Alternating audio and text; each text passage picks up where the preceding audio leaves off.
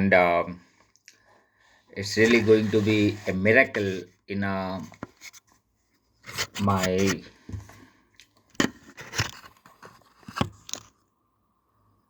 um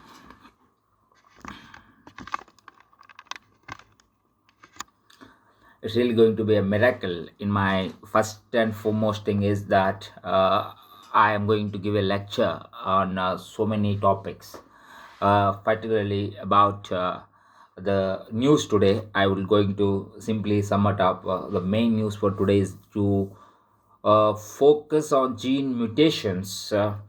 Focus on gene mutations to check rare diseases, specific population groups identified to check for mutations and prevent them from moving into next generation. It is the Hyderabad version of that. Okay, if you go for other things in this regard, um, okay, I will tell you some of the main important news articles here. COVID 19. Okay, veteran journalist Vinod Dua passes away. Government to clear all Air India debts this fiscal. All Air India government to clear all Air India debt this fiscal. Cyclone Javad weakens into deep depression. IMD. Achilles offers rights and honor in widening appeal. Yeah, editorial and opinion. COP26 pledges need a new climate of cooperation. How to win over Kashmiri youth in pursuit of social justice. The importance of local language. A close reading of NFHS 5, The Health of India. Indian agriculture needs Varghese and letters to editor as they're going on like this. And Sindhu enters final BWF World Tour finals beats Yamaguchi in semis. Rosaya proved his mettle on the day Vyas's chopper went missing. And the top fix is ace choreographer Shiv Shankar Master no more. Watch what happened to Chinese tennis star Peng cracked down on mosquitoes, says ecologist, and SKM forms 5 members committee for dialogue with government on pending demands. Suvendu uses TMC tools to strengthen BJP. Indian economy fastest in world to come out of COVID pandemic impact. Amit Shah. And here multimedia watch what happened to Chinese tennis star November 28, 2021. Australia's Christmas Island. And okay. Here formulas is labor codes which repeal is that against okay. President Gotabaya PM Mahindra condemns lynching incident in Pakistan. Indonesia Semeru volcanoes erupts through huge ash cloud. GDP grew 8.4% in Q2, but recovery appears patchy. Singapore fits into India's development journey. Principal economy advisor Sanyal, GST collecting surge in November. Cook like a Nobel laureate, economist Abhijit and Banerjee new book celebrates family meals. And planetary crisis. This right there. Okay. Good.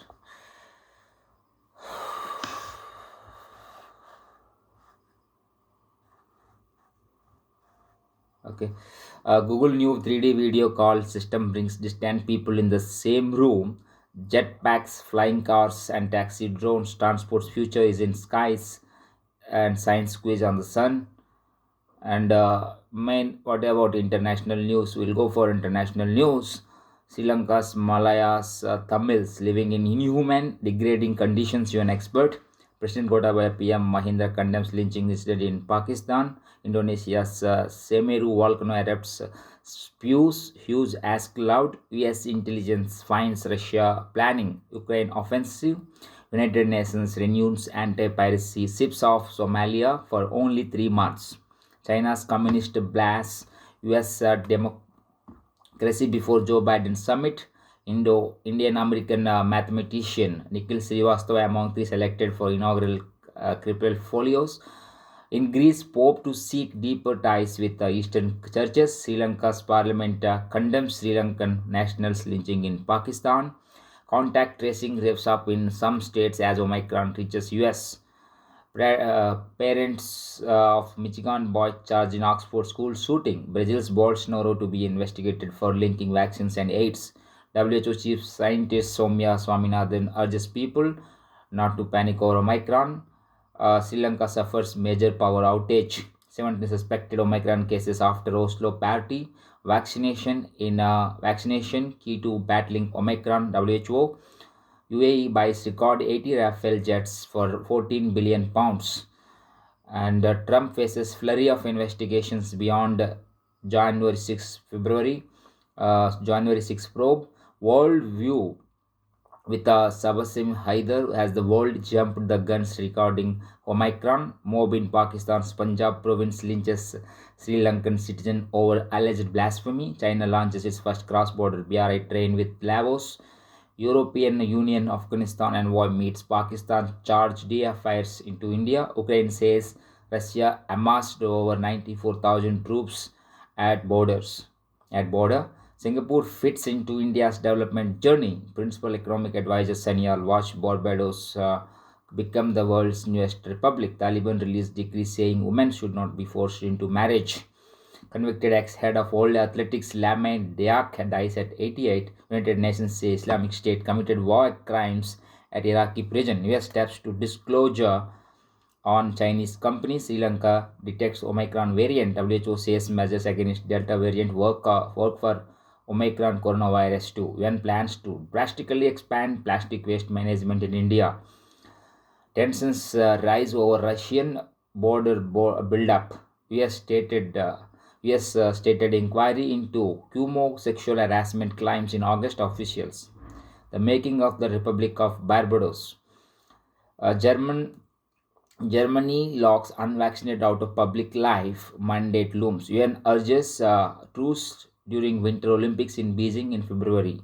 Libyan court says Gaddafi's son can run for president. Geta Gopinath to take on a new role at IMF as first deputy managing director. UK court backs Meghan Markle in dispute over privacy with publisher. 4 prolonged plan on Sri Lankan crisis. Chinese firm signs energy deal with Mali. Man with gun outside United Nations headquarters in New York surrenders to police. Ukraine's crime goal a threat Russia. Use diplomacy Blinken. US slams China drive for hypersonic weapons. No consensus over convoys for Afghanistan, Myanmar. Cambodian Hun Sen backs son to take over leadership.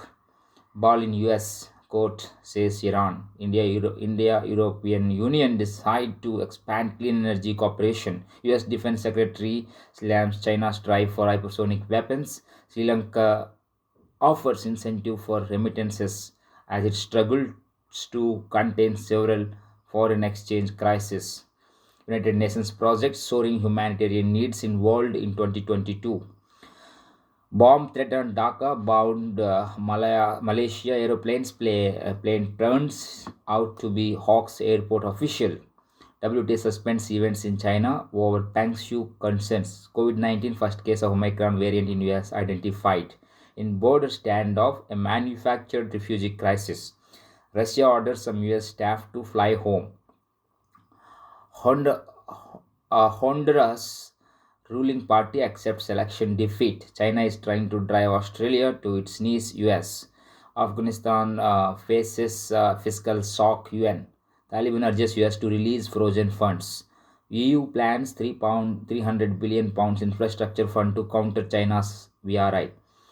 WHO members agree to forge a pandemic accord. Vulnerable people should put off travel. WHO. Omicron scare grounds India's international flights resumption plan. FDA panel backs first of a kind COVID-19 pill from Merck. Space junk forces spacewalk delay too risky for astronauts. The Iran-US deadlock over nuclear capabilities. CNN suspends anchor cries Kumo over help he gave his governor brother. Student opens fire at Michigan school, 3 dead. Basil Rajapaksa in Delhi to meet PM Modi. Russia has redlined on Ukraine. Putin. Pentagon reviews US posture towards China. Azerbaijan army chopper crash kills 14. Uganda air strikes target rebels in DRC. China, Russia, Iran top UK threat list MI6. Maldives top court annals present term for ex-president. Ethiopia PM claims war gains, urges TPLF rebels to surrender. Omicron was in North Netherlands days earlier than first thought. AIDS timeline 4 decades, but still no silver bullet. Iran strikes hardline as talks over nuclear deal resume. China concerned about Omicron effect on Beijing Winter Games. Mandatory face masks in force as Omicron case rises to 14 in UK. Sweden's first female prime minister presents her government. Inflation crosses Eurozone. Eurozone hits record high of 4.9%. Watch vigil abol.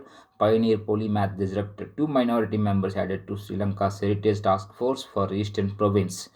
Barbados says goodbye to Queen Elizabeth II, transforms into republic. Myanmar court postpones verdict for ousted leader Suu Kyi. Libya UN following attempts to thwart electoral process. COVID-19 Omicron variant poses very high global risk, says WHO. Who is Twitter's new CEO Parag Agarwal? Watch all about the new Omicron variant. Leftist holds commanding lead in Honduran president's vote. Pakistan police station set fire over Quran desecration. Taliban asks EU for help with Afghanistan's airports. Booster shots for all UK adults. Omicron very world slams doors shut. Sri Lankan troops break up Tamil memorial for war dead. Tehran determined to salvage nuclear deal. Sweden elects first female prime minister for the second time in a week. WHO chief Omicron shows need for global accord on pandemic. Explained gerrymandering a challenge to US democracy. How Encanto created a whole new world through magical realism and relatable characters. UN special reporter on right to food welcomes Indian government's decision to repeal formulas. Baltic lawmakers meet Taiwan Tsai, stepping up cooperation. COVID-19 G7 ministers set to meet as Omicron spreads around the globe. Fashion designer Vijay Abloh dies of cancer at 41. COVID-19 more cases of Omicron variant pop up as world rushes to learn more. COVID-19 South Africa calls for immediate reversal of travel ban. COVID-19 WHO says it is not yet clear if Omicron variant causes more severe disease. UK seeks urgent migrant talks with Europe after French snub. Magnitude 7.5 quake strikes northern Peru. Protests in Austria over compulsory vaccination. 27 Chinese jets enter Taiwan air defense zone. Islands ruling coalition agrees on another term. Omicron 13 air passengers in Netherlands found infected with new variant. Omicron variant sets borders across the globe. Study warns China of colossal outbreak of COVID-19 if it opens up. IS roadside bomb is in Iraq leaves 5 Peshmerga dead, 4 wounded. New Zealand politician cycles to hospital in labor, gives birth. Joseph Baker to become first black woman to be honored in French Pantheon. Australia detects first COVID-19 Omicron infections. Government panel seeks additional data from SII on COVAX. Watch what happened to Chinese tennis star Peng Shuai. WTA remains concerned about Peng's ability to speak freely. Myanmar Suu Kyi due to her first verdict in junta trial. Anti-government protesters block bridges, roads in Serbia. Pressure likely to be exerted on Iran if it uses talks to boost nuclear program. US envoy being punished for early detecting new COVID-19 variant Omicron. South Africa. Portugal main opposition on party re-elects moderate leader as election looms. 3 dead, 4 injured in apartment shooting in US, UK, Germany, and Italy detect Omicron coronavirus variant cases. John Gawley, double fault, traffic light collision, socialists, liberals, and Greens all together. Chinese army conducts drills near Taiwan Strait. Unable to access our land, says Tamil in Jaffna village. Japan PM vows to step up defense amid threats. Myanmar China crossings reopen for trade. Riot police deployed after violent steel in Iran reports. China's industrial profits growth accelerates in October. Omicron COVID-19 variant world and on alert as UK reports two cases November 27th. Top UK scientist says new COVID-19 variant Omicron not disaster, vaccination likely to protect. November 27. US stocks sink on new COVID variant, Dow losses 905 points. We'll take back Kalapani, Limpiadura, Lipu Lake from India through dialogue if CPN UML comes back to power. Oli. New Russian module docks with the International Space Station.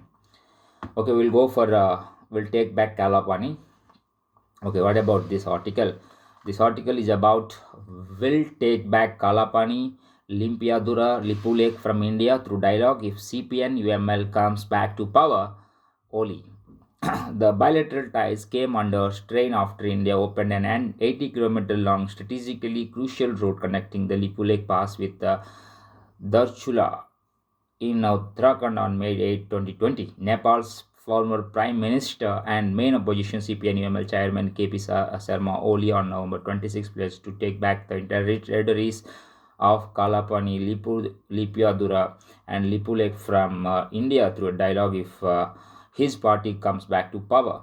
The Lipu Lake Pass is far western point near Kalapani, a disputed border area between Nepal and India. Both India and Nepal claim Kalapani as an integral part of their territory. India as part of the Uttarakhand's Pithogarh district and Nepal as part of Darchula district. Inaugurating the 10th General Convention of the Communist Party of Nepal, Unified Marxist-Leninist in Chitwan, 160 kilometers south of Kathmandu. Mr. Oli claimed if his party comes back to power, it will take back the disputed territories such as Limpiadura, Kalapani and Lipu Lake from India through dialogue.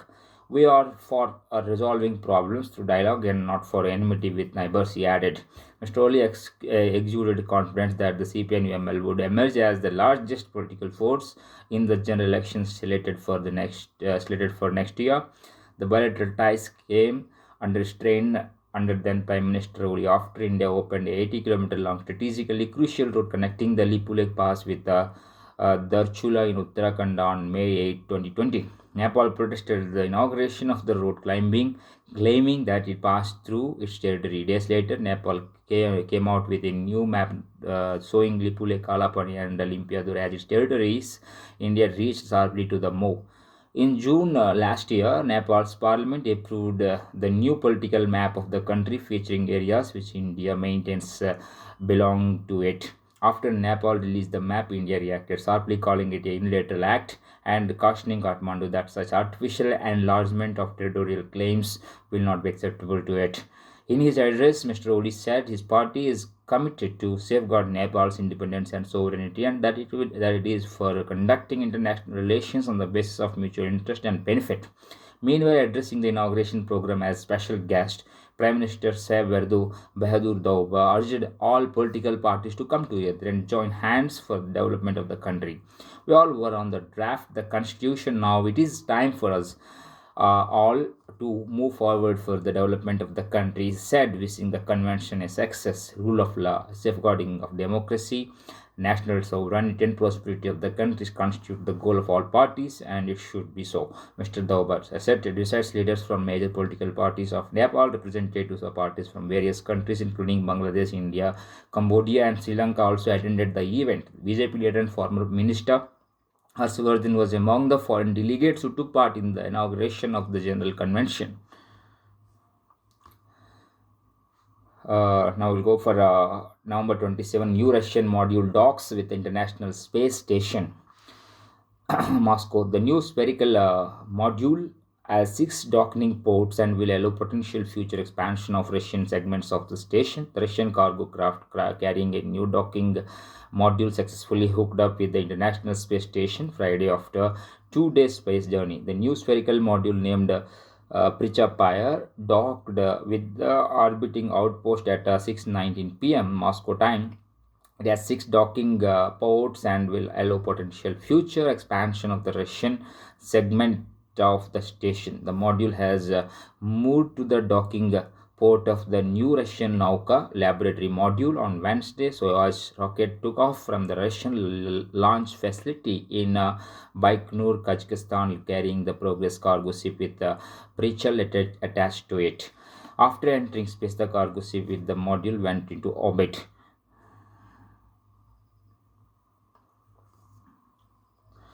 Progress is also delivering 700 kilos of various cargoes to the space station and is expected to unlock from the station on December 22. The first Soyuz spacecraft is expected to dock at the next module.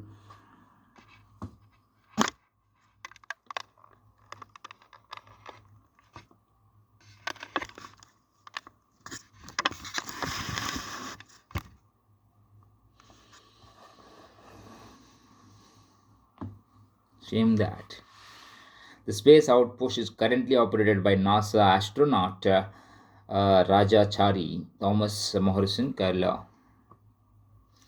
WTO delays a key meeting amid new COVID 19 variant concerns. The World Trade Organization is postponing its conference of government ministers set to open Tuesday after Switzerland initiated new travel restrictions following the emergence of worrying new coronavirus variant, officials said. The MC2 conference at WTO headquarters in Geneva was set to take up key issues like a long awaited agreement on subsidies for fisheries, seen as the major way to prevent overfishing in the world seas, and an effort to waive patent and other intellectual property protections linked to COVID 19 vaccines.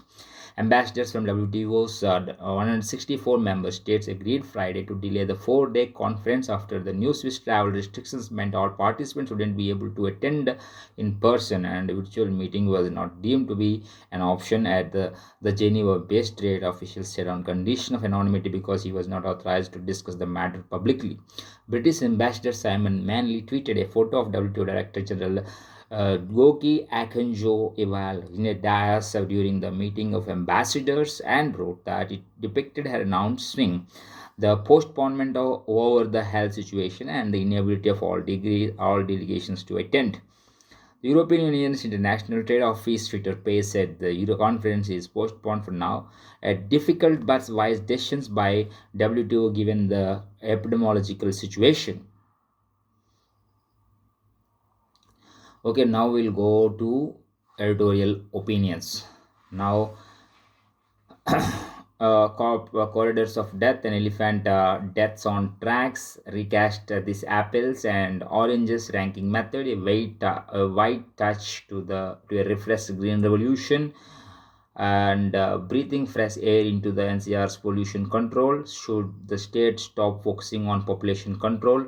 Back to the Kamraj plan in Andhra Pradesh. Okay, you go for this article. Back to Kamraj plan in Andhra Pradesh. There are opportunities and challenges in the YSRCP government's plan to reshuffle the cabinet. The imminent Kamraj plan in Andhra Pradesh AP could serve as an opportunity as well as a challenge for the YSR Congress Party government after the formation of the cabinet in 2019. AP Chief Minister Y.S. Jagan Mohan Reddy announced that the entire cabinet should be prepared to resign and go back to their constituency, strengthen the party halfway through the 5-year term.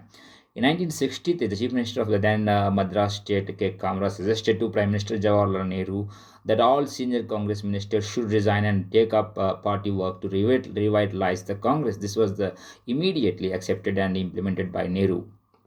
Sources in the government confirm that the reshuffle is underway and Mr. Reddy is in the process of giving it shape. Consultations with party seniors and leaders are going on, and the final list may get the nod shortly, according to senior government functionary who is in frequent touch with the Chief Minister's office. Initially, the plan was to replace 90% of the ministers. Later, it was decided that there would be full reshuffle. The functionary said under the condition of anonymity. The Energy Minister Belanani Srinivas Reddy, while speaking to reporters recently, also confirmed that here the entire cabinet would be replaced. The reshuffle was expected to take place by October 15, but now it is being planned by January 14, 2022. strategic move. Why way ahead of the 2024 polls? This is a strategic move by the party. The YSRC will naturally have the advantage of promoting its policies and welfare programs at a time when the state starting staring at delimitation. The senior party leadership exposure to the grassroots is likely to give them an opportunity to establish a better connect with the people across regions and age groups, and to take the party's policies, especially the flagship Navaratnalu welfare schemes, to people more effectively. In the proposed delimitation, the 13 districts of AP are likely to be divided into 25 or more for administrative convenience and more focused governance. All the ministers and senior leaders in the party will be made responsible for certain constituencies so that they can strengthen the party's reach in areas where it is not strong through schemes and policies. The Navaratna welfare scheme include the Vyasa Raitu Bharosha scheme, providing 50,000 rupees assistance to farmers for fee reimbursement for students, Arogyasri free medical treatment, and Amma Odi direct transfers to 15,000 rupees to mothers who send their children to school facing questions. This exposure of the leaders will also mean greater accountability. They need to be prepared to face questions on various issues, including on the state capital, state finances, the issue of the Amravati farmers and land pooling, pay revision of government employees, and special category status as the party inches closer to the polls. These questions will only get louder. Meanwhile, Telugu Desam Party, the Janasena Party, the Bharatiya Janata Party, and the Congress are already trying to expose the shortcomings of the YSRCP. The BJP has declared support for the Amravati farmers and joined their Padayatra demanding justice. The shuffle could bring new opportunities for young and aspiring legislators, but it could also lead to discontent among the seniors if there is a change in status quo. How the party tackles these challenges and makes use of these opportunities needs to be seen. The Tremol is playing T20 up a test match. It's a political news. We should not read this type of news. Okay, pick and petulance on Sudha Bharadwaj's bail and NI appeal. Letters to the editor, and we can go for new policy announcement. Okay, suddenly all around me, everyone seems to be getting married at the risk of revealing my age. These are mostly entitled offspring of apless old friends, with a few old friends themselves going in for their second and third attempts. It looks like people want a last chance to make someone miserable before the world ends. Well, that someone isn't going to be me, and this is my new set of conditions as a wedding and allied event guest. If the bride and groom arrive late for their own reception, I will sit on their gaudy flower bed check throne and have myself beautified by to the fullest extent by my hair and makeup team that will accompany me for the future wedding related celebrations till they arrive. This may include a full body wax. My team's daily butter and conveyance will be borne by the host. Of course, the gifts brought by the early bird guests obviously will automatically become mine. If I see a drone camera covering the event, I will shoot it down with the catapult I have carried in my pocket ever since I read my first Dennis the Menace. I don't see any reason for anyone to have an aerial view of a wedding. This is not north by a northwest. We are covering this is a sacred. This is scared, not a type union of the people who don't know why any better. When it is time to give my gift, I will not bring it honor to my family by standing in queue to give someone something. Queues, by their very definition, were created for receiving. I will not demean the concept in this manner. Either the bride and groom can wait at the entrance like they used to in the 90s to receive guests. It is called reception, or I will chuck the gift at them from where I am sitting. Have a pretty good arm. There will be a written policy on my gifts. In the union doesn't If the union doesn't make it past the 1 year mark, I will expect my gift back. Goods once damaged will not be accepted. My team will come and collect in cash. A 10% sympathy discount will be offered as consolation, keeping in mind the condition of the couple's parents. Anything more than 365 days and the gift remains with the recipients, fair is fair. At the Sangeet, if I am made to watch a dance item performed by the bride, her parents, the groom as parents, are all uncles and aunts from both sides who have been rounded up from assisted living facilities. I will be performing my own solo number. It will be an 11-minute river dance Kathakali fusion number about the triumph of good over evil. If camera people block my view, my staff will gently escort them to the parking lot and confiscate their equipment. Why should I get a gift, drive all the way, and have help finding parking space if I'm going to be watching the ceremony on TV under extreme circumstances? I may have my people hack into TVs and play the signing at the time of Thali time. Coming to drinks and dinner, I will be served good whiskey, not the Royal Challenge pretending to be black label. From the second drink onwards, if a fake is detected, I will drink my own liquor and charge the host club rates. If the dinner is a buffet again, I will not stand in queue. The bride and groom may serve me, say thank you for coming, and all will be forgiven. Krishna Sastri Devulapalli is a satirist, has written 4 books and edited an anthology. Satire Why 2021 has the year of obsessing about health and sickness. I have given more mucus samples in 1 year than the PM has given press conferences in 7 years.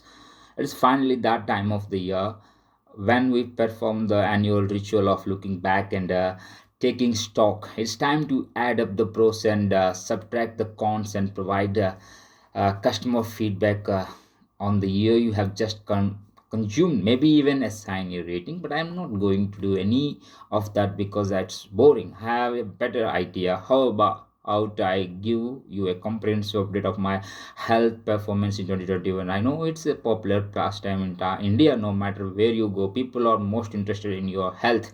The first thing they ask after you have said hello, is not how ashamed are you of a country that can't take jokes from a Muslim stand-up comedian. Rather, the first thing they ask is how are you. 2021 has been the year of obsessing about health and sickness. We got so worried about it, wouldn't even step out. The work from home, attend official meetings from home, and even slept at home. A radical lifestyle change for many used to sleeping in office. You don't realize the importance of sleep. I hope. Did only in 2021 year of circadian disruptions. If you don't get 5 hours of REM sleep every night, your neurons die 4 times faster, making your future self 7 times stupider than your current self. While India's historical sleep data is inaccessible, all visible symptoms indicate Indians haven't been getting enough REM sleep, especially from 2014. So please do track your REM sleep levels. There are tons of variable apps that will do that for you. Another thing I have realized is the importance of testing. I have never generated as much data about my health as I did this year. I have learned, for instance, that the real function of the nose is not delivering oxygen to the lungs. It is in any way impossible in Delhi or smells to your brain, but to entertain swabs. A fun fact: I have given more mucus samples in 1 year than the PM has given press conferences in 7 years. Oil or blood. I also learned that every single thing about your body that you have always taken for granted, like blood, for instance, is actually a data source. If data is oil, that blood is like a Indian petrol data mined from. It supports multi-billion-dollar industries, and I'm not talking about pathology labs alone. Also, it's not only blood. Imagine what would happen if Mark Zuckerberg gets his hands on people's stool samples, which, contrary to popular belief, is not the same thing that gets posted on Facebook. Everyone's news feed and friend request should keep changing depending on what they have been eating. Therefore, it fills me with pride to know that all the diagnostic data extracted this year from my blood, urine, stool, and sputum is right now floating around in the cloud, triggering startup the ideas, inspiring co-founders to co-build unicorns, generating millions of new exploitative jobs, and promoting growth and investment in digital India. New things. So defeating the coronavirus is one of my top achievements in what has been a fabulous year for my health. I say one of my top achievements because not long after recovering from COVID-19, I ran into dengue. It's astonishing that the Den V2 virus doesn't get the same VIP treatment that SARS-CoV-2 does. It may not have handsome looking spike proteins or fans in first world countries, but it can teach a thing or two about torture, even to Indian policemen. With me, it inflicted unbearable pain on bones and joints I don't even have. I finally got a sense of what Wolverine must have gone through when they extracted adamantium from his bones. In my case, the dengue fever virus was trying to extract beetroot from my bone marrow, but fortunately had enough wickets service platelets in hand to notch up another creditable win over a dangerous adversary. While my performance in physical health, as you can see, has been outstanding, it's a mixed bag on the mental health front. The good news is I am not yet psychotic despite months of lockdown and social isolation, but I won't say I am unscathed. Round the clock exposure to WhatsApp has resulted in moderate brain damage, causing hormonal imbalances. For instance, though my endocrine system is not really fascist, I get my dopamine hit mostly from reading and sharing hateful posts about people I don't know personally and who don't know. I exist sometimes when my serotonin levels plummet. I even accidentally go on social media and post something a random bot with 10 million followers might find offensive. So yes, I am not in top from mentally and not sleeping too well, but what the heck, I still have enough soundness of mind to be able to tell the difference between a decent human being and narcissistic sociopath, and the wisdom to entrust my future to the later. Limited gains on Omicron risk. Increased vaccination, COVID 19 appropriate behavior can cut the Omicron risk. If China was severely criticized for keeping the SARS CoV 2 outbreak that began in November 2019, started in secrecy, and